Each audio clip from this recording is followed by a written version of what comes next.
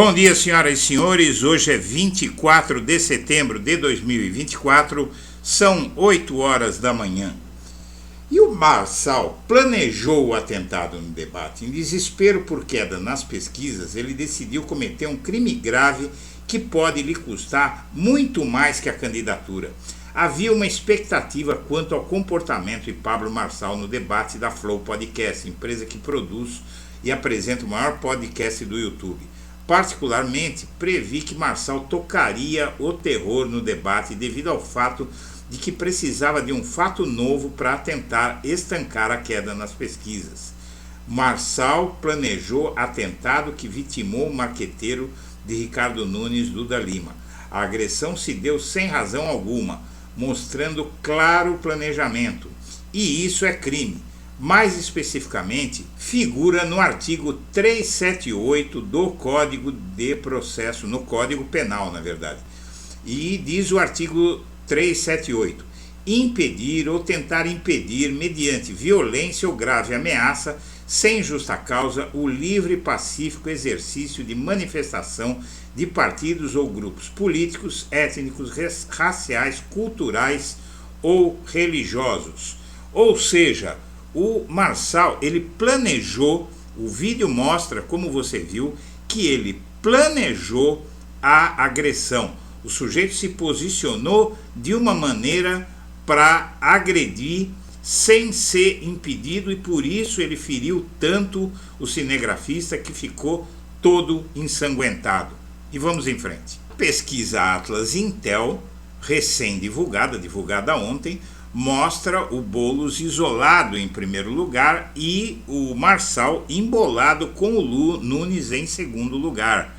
Não é? Então aí o Marçal ele precisa fazer alguma coisa porque o Marçal está em terceiro, na verdade numericamente, e isso faz com que ele entre numa espécie de desespero porque ele sabe que a tendência de queda não parou ainda. O Marçal chama a cena que fez na ambulância após a cadeirada de patética numa tentativa de se mostrar sincero, mas como se não fosse ele que tivesse protagonizado essa cena inacreditável aqui de o sujeito que saiu, que mostrou claramente que não foi ferido pela cadeirada, se deitar e ficar no respirador assim como se estivesse morrendo após todo mundo ver o que ele fez no palco do debate. E o marqueteiro de Nunes levou, para você ter uma ideia, 6 pontos, porque o golpe que ele sofreu foi muito estudado. O agressor, que é um sócio do Marçal, estava lá com essa finalidade de tentar contrapor o soco à cadeirada que o chefe recebeu.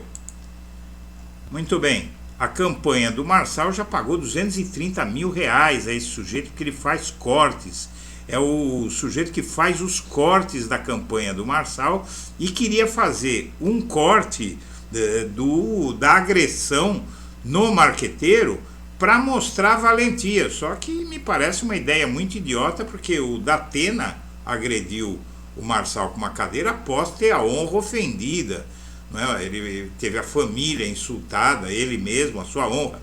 Já no caso era o Marçal que estava fazendo ameaças vazias ao Nunes, que é outro bolsonarista horroroso, envolvido realmente com corrupção, mas ameaçando um prefeito não prende ninguém. O Marçal ameaçava o Nunes de prisão. E ele reconheceu, logo quando chegou no debate, o Marçal reconheceu que não dava para ser comportado e agrediu já na entrada do debate, não é? Quando fala com jornalistas antes de começar o debate, ali ele já mostrou o que ele pretendia. E o assessor do Marçal, depois, numa delegacia, foi liberado em seguida, mas, na verdade, ele cometeu um crime que você vai ver que é um crime tipificado no Código Penal e que ele pode responder. O Tribunal Regional de São Paulo decidiu também, por 4-3, manter suspensos os perfis de Marçal. Ele está acuado e partiu disposto a tudo. Esse assessor dele que agrediu o marqueteiro é sócio dele, inclusive, veja só. O agressor do marqueteiro de Nunes é peça-chave e sócio de Marçal. Naruel Medina, funcionário de Pablo Marçal, que protagonizou a agressão no debate do Grupo Flow ontem à noite, é uma peça-chave da campanha do ex-coach. E a nova pesquisa da Datafolha vai captar os efeitos desse episódio. Veja aí a cara do sujeito, né? Tem cara mesmo de leão de chácara.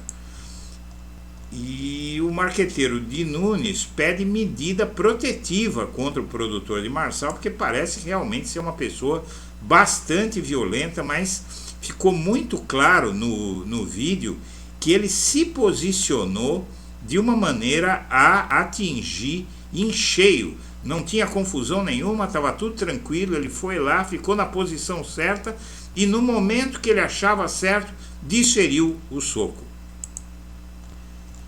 E aqui você vê a situação do agredido, da vítima, não é? Ele sangrava muito, poderia ter perdido a visão se esse soco tivesse pegado um pouquinho mais para a esquerda e atingiu o globo ocular dele, muito provavelmente teria ficado cego. Quem se cerca de bandidos é bandido.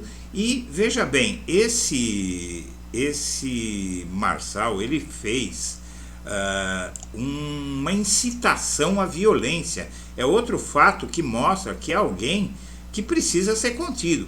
Para mim não tem problema ser expulso de um lugar em que eu não posso falar, afirmou Marçal. E por fim dirigiu-se ao público: nós vamos entrar numa guerra e se não tiver revolta do povo, não vai ter como resolver os problemas nessa cidade.